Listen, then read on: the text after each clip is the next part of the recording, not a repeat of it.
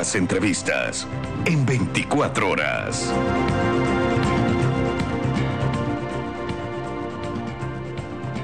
Siete 25 de la mañana y a esta hora queremos darle la bienvenida a Vicente Albornoz, analista económico que ya nos acompaña. Buenos días, Vicente, bienvenido.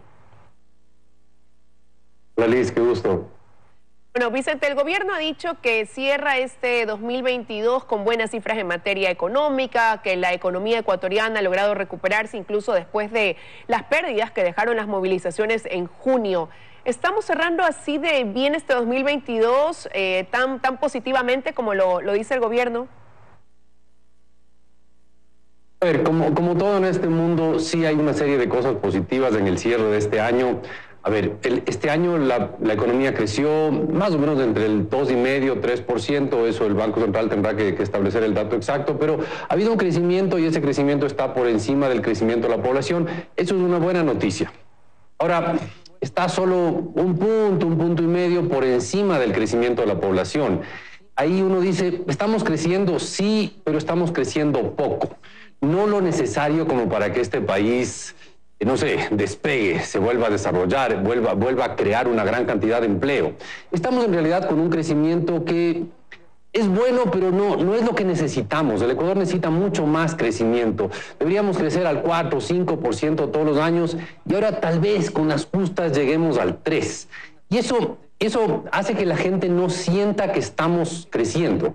Porque al final, además, tenemos un crecimiento que ha sido casi sin empleo, ha creado poco empleo el crecimiento este. Entonces la gente no siente que estamos creciendo. Si usted va a la calle y dice, mire, la economía está creciendo, muchos no le van a creer que la economía realmente está creciendo. Y es porque ha sido un cierto despegue económico en el cual no ha habido creación de empleo. Eso es una cosa bien preocupante. Y no ha habido creación de empleo porque toda la estructura legal y toda la estructura normativa no promueve la creación de empleo. Pero sí, estamos creciendo. También no estamos creciendo lo suficiente como para que la pobreza realmente caiga, ¿no? Eso también es un problema. Y estamos cerrando el año con una inflación que es más alta de lo que estábamos acostumbrados a tener. No es altísima, pero es más alta de lo que estábamos acostumbrados a tener. Pero Vicente, ahí quiero detenerme en dos puntos. Decías un punto por encima del crecimiento de la población, con las justas llegamos al 3% del crecimiento quizás, pero esto nos ubica en niveles, ya no hablando de reactivación económica después de 2 años fuertes de pandemia, sino más bien en niveles más elevados que la prepandemia. No, a ver, estamos este año tal vez cerremos exactamente al nivel en que estábamos justo al cerrar el 2019, que tampoco es que sea un buen año, porque el 2019 fue un año en el cual el PIB por habitante del Ecuador, o sea, el ingreso por habitante del Ecuador fue menor que en el año 2014, o sea, todavía estamos bastante por debajo del 2014, y eso sentimos los ecuatorianos, cuando no vemos que el país está realmente mejor que en el pasado. Eso es un problema. Y aquí, para mí es un reto, esta entrevista es un reto porque lo que quiero transmitir es un cuadro en gris, ¿no? Hay cosas positivas, hay cosas más claras, hay cosas más oscuras. No es fácil explicar la situación de la economía en este momento. Es una economía que está, sí, mejorando, pero no lo suficiente. A ver, cuidado, estamos muy lejos de escenarios de colapsos, de escenarios de contracciones económicas importantes. Estamos lejísimos de eso, pero también estamos lejos de un crecimiento que nos haría sentir una bonanza y una buena situación económica. Estamos en el medio y explicar eso es complejo. Ahora, escuchábamos hace unos días al ministro de Economía decir que este gobierno, por ejemplo, ha bajado dramáticamente ese déficit fiscal. Él comparaba con el 2020, ¿no? Decía, para el 2020 ese déficit de 7 puntos, pues ahora está en 2,7 puntos este año. ¿Qué nos espera, quizás, partiendo de esas cifras, para el 2023? ¿Cuál es la proyección fiscal que hay? A ver, el tener un déficit fiscal achicándose y que, si todo camina bien, en el 2023 debería ya llegar a 0, es un salto gigantesco para las siguientes generaciones. A ver, un país como el Ecuador sobrecalentó su economía. Tuvimos unos años en los cuales gastamos más de lo que debíamos gastar, nos endeudamos, y eso sobrecalentó la economía y todavía estamos tratando de digerir todos los problemas que heredamos de esa época en que nos excedimos en la economía. No excederse en la economía es mantener las cuentas más o menos equilibradas, no tienen que ser perfectas todos los años, pero tienen que estar más o menos equilibradas, y eso es lo que estamos haciendo ahora. Lo que decía el ministro es verdad. A ver, en el año 2020, en gran parte por la pandemia, tuvimos un déficit gigantesco y ese déficit se ha ido achicando. Ahora, ¿qué es el déficit? El déficit es la diferencia entre ingresos y gastos. ¿Y eso cómo se cubre? Se cubre con deuda. Eso significa que nos endeudamos muchísimo en el pasado y hoy día estamos endeudándonos en poco. Seguimos endeudándonos, seguimos con un déficit, pero ese déficit es mucho menos de lo que fue en el pasado. Eso significa que le estamos pasando a la siguiente generación una menor deuda adicional. Le estamos pasando más deuda, pero no tanto como en otros años. Ahora, no nos olvidemos que hubo años como el 2014, 2013, 2015, 2016, donde nos endeudamos en cantidades muy, muy grandes también. Y eso es lo que ha hecho que hoy día tengamos una deuda que es gigantesca y que realmente es un peso sobre la economía.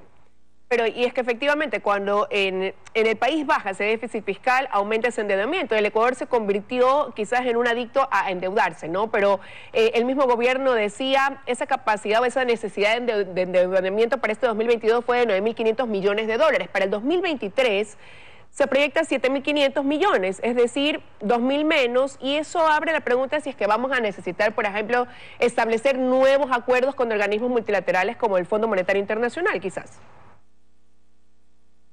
A ver, la buena noticia es que quizás no necesitemos. Estamos en un punto en el cual sí vamos a necesitar algo de financiamiento, pero no necesitamos el financiamiento que típicamente viene con un programa completo con el Fondo Monetario. Vamos a seguir una buena relación con el Fondo Monetario, el Banco Mundial, etcétera, pero la cantidad de financiamiento que necesitamos es relativamente pequeña en relación a lo que teníamos en el pasado. Por lo tanto, estamos en el límite entre necesitar y no necesitar un acuerdo con el Fondo y el Banco Mundial, etcétera.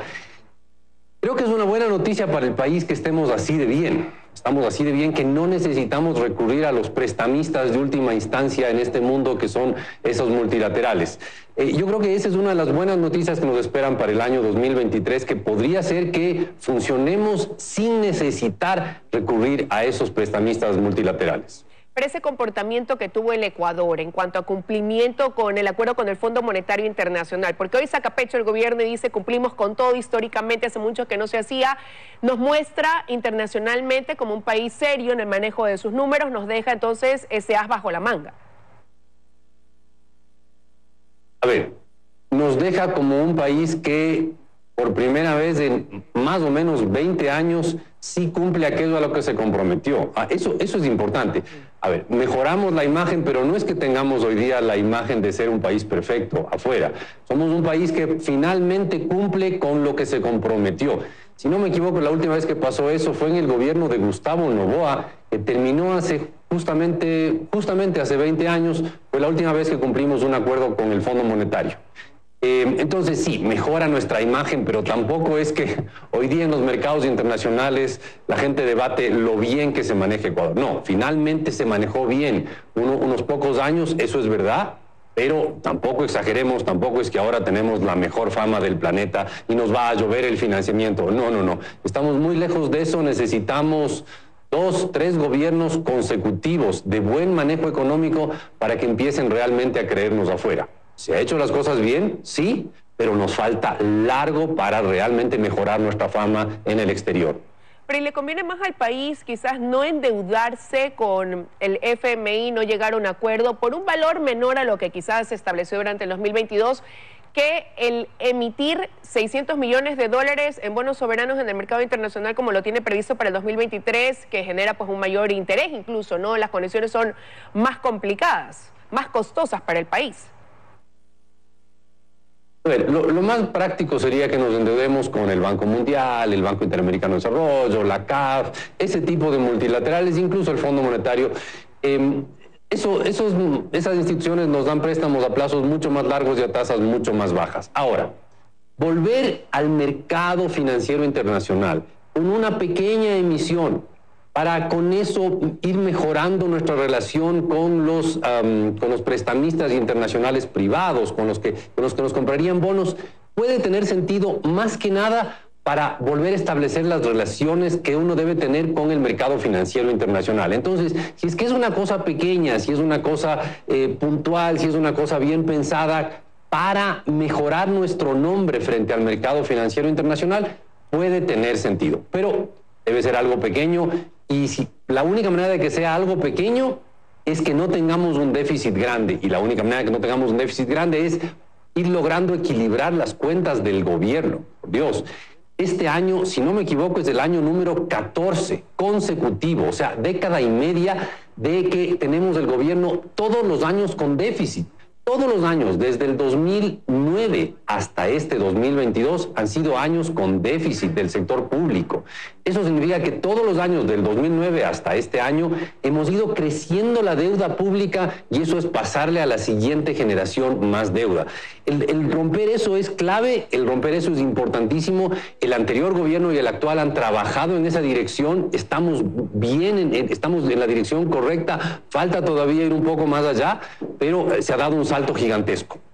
Volver a los mercados financieros internacionales puede tener sentido justamente en esta línea de ir mejorando nuestra fama afuera. Y entonces un gran reto sigue siendo el bajar ese déficit, pero también hay otros temas pendientes. Por ejemplo, el país destina anualmente 4.000 millones de dólares a buscar combustibles, que sigue siendo un presupuesto más alto que educación y salud, tan necesarias en el país. En ese sentido, el reto también para el 2023. A ver, para el 2023, no para el 2023. Para el futuro tenemos un montón de retos importantísimos en este país. Uno de esos es el subsidio a los combustibles, que es gigantesco, que es absurdo, que beneficia más a los que más tienen, que promueve la contaminación del medio ambiente, que favorece a los contrabandistas que se llevan nuestros combustibles, incluso dicen hasta para refinar droga en países vecinos. Ese es uno de los tantos retos que tenemos, pero tenemos otros grandísimos. Por ejemplo, tenemos una seguridad social que tiene unas finanzas muy complicadas. La seguridad social, si no hacemos nada en un par de años, se queda sin plata. Hay que hacer algo, por lo tanto, para que no se quede sin plata, obviamente. Tenemos un mercado laboral que no genera empleos. Tenemos unas normas antiguas, complejas, que traban la generación de empleo. Tenemos un país que sigue siendo costoso porque su productividad no ha crecido en los últimos años. O sea, retos hay abundantes. Y además tenemos desde el año 2025, si no me equivoco, volvemos a tener importantes pagos de deuda que estos últimos años han sido bien pequeños. Entonces, tenemos que ir pensando en muchos retos que tenemos a futuro. Yo me quedo con los que he nombrado, pero hay muchos más. Tenemos los subsidios, tenemos que manejar bien el tema fiscal, tenemos que mejorar el mercado laboral, tenemos que preocuparnos de la seguridad social y tenemos que mejorar nuestra productividad. Retos hay abundantes. Temas para futuras entrevistas, seguro que habrán muchísimas. Pero y el camino se ve allanado como para ir tratando de evacuar esos retos que van muy ligados con lo político. Todo lo que has mencionado va muy ligado, ¿no? Como digo, con el tema político, mucho de eso de ahí tendrá que pasar, por ejemplo, por esa relación ejecutivo-legislativo, que desde el principio ha venido marcada por un distanciamiento. Cada vez el abismo es mayor entre esos dos poderes del Estado. Ok, pero terminamos en que el problema más grande del Ecuador no es un problema económico, porque lo económico se puede solucionar con medidas, con decisiones, etc. Es un problema político de ponernos de acuerdo entre los ecuatorianos para tomar las medidas adecuadas, y eso creo que es la verdad. Creo que el problema en realidad, o sea, las soluciones se saben. Tenemos que mejorar el financiamiento de la seguridad social, tenemos que mejorar la eficiencia de la seguridad social, tenemos que equilibrar las cuentas. Es clarísimas las soluciones que hay, el problema es ponernos de acuerdo e implementar esas soluciones. Al final, el problema sigue siendo un tema político de entre ecuatorianos decir, ok, ¿cuán grande es el gobierno que queremos tener? ¿Y cómo vamos a financiar ese gobierno? ¿Y cómo vamos a tener las cuentas de ese gobierno medianamente equilibradas? Eso es un tema complicadísimo. A ver, la solución más lógica para tener un superávit, imagínense lo que es tener un superávit de las cuentas del gobierno, sería subir los precios de los combustibles, porque además eso dejaría de favorecer como un subsidio a los más ricos, dejaría de contaminar el ambiente, dejaría de favorecer a los contrabandistas, dejaría de favorecer, quién sabe, a la gente que usa gasolina ecuatoriana para refinar droga en países vecinos. Sería lógico, absolutamente lógico, que desaparezcan los subsidios a los combustibles. El problema es que si el gobierno hace eso, probablemente se caiga, como ya le ha pasado a otros gobiernos o como ya le han intentado hacer a este gobierno. Entonces, es trágico que al final estos problemas, estos grandes retos a futuro terminan siendo temas políticos que nos hablan de nuestra incapacidad como ecuatorianos de llegar a ponernos de acuerdo en las soluciones complejas, antipáticas, si usted quiere, dolorosas, pero soluciones necesarias para poder tener un mejor futuro. Y eso en lo macro, pero no quiero dejar de preguntarte, Vicente, por un análisis que hizo Citi Research, donde decía que el próximo año los ecuatorianos van a sentir un alivio en sus bolsillos porque el Ecuador va a tener una inflación muy por debajo de la que tuvo este año. Incluso dice que será la inflación más baja a nivel de la región. A ver, el Ecuador tiene la suerte de tener una de las inflaciones más bajas de la región. Si no me equivoco, de toda América Latina, creo que solo Bolivia tiene una inflación más baja a la nuestra. El resto de países de América Latina, del continente americano, bueno, no sé Canadá, pero digamos de Estados Unidos, México, para el sur, todos tienen inflaciones mayores que Ecuador, quizás Bolivia es de excepción. ¿Por qué tenemos una inflación tan baja? Bueno, primero por ese angelito que nos cuida todo el tiempo, que se llama dolarización, que nos ha salvado de un montón de problemas. La dolarización nos ha ayudado muchísimo a que la inflación no sea más alta. Y la otra porque tenemos los productos que más inflación han causado en el resto del mundo, que son los combustibles y la energía, los tenemos subsidiados y eso nos ha llevado a tener una de las inflaciones más bajas de la región. Todo indica que el próximo año tendremos la más baja o una de las más bajas de la región y que nuestro bolsillo va a ser golpeado, pero mucho menos que los bolsillos de los peruanos, los colombianos, los chilenos, los argentinos, los brasileños, ni hablar de los argentinos o los venezolanos que tienen inflaciones récord, pero todo indica que la inflación nuestra va a ser una de las bajísimas en la región. Y sí, es probable que sea un poco menos a lo que tuvimos este año. Insisto, la que tuvimos este año no es alta. Llegamos a 4,2 en el mes de junio, el punto más alto de todo el año. No es alta comparado con nuestra historia. Hemos tenido inflaciones de 100%, inflaciones de 70%, inflaciones de 108% tuvimos cuando recién nos dolarizamos. Pero comparado con lo que estábamos acostumbrados, esta inflación sí es alta, porque esta inflación termina los 5 años de menor inflación, probablemente en el último medio siglo o algo así. Entonces es un tema también de lo que estábamos acostumbrados. Pero insisto, eso va a ser uno de los temas en que el Ecuador va a brillar frente a toda la región, frente a todo el continente y frente a muchos países del mundo. Así las proyecciones de Vicente Albornoz para el 2023. Gracias, Vicente, por haber estado esta mañana con nosotros. Como siempre, un gusto. Que tengas un buen día. Vamos a una pausa y ya regresamos con más.